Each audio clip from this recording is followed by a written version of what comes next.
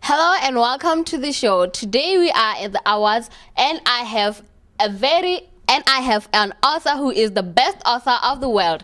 And hello, how are you? Hi, I'm good, and you?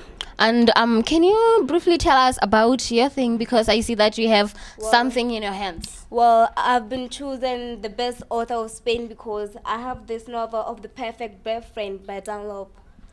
Okay, Botswana, she is the first Botswana to go and represent us at this writing show. Botswana, I just want to congratulate her because I don't know what to do now.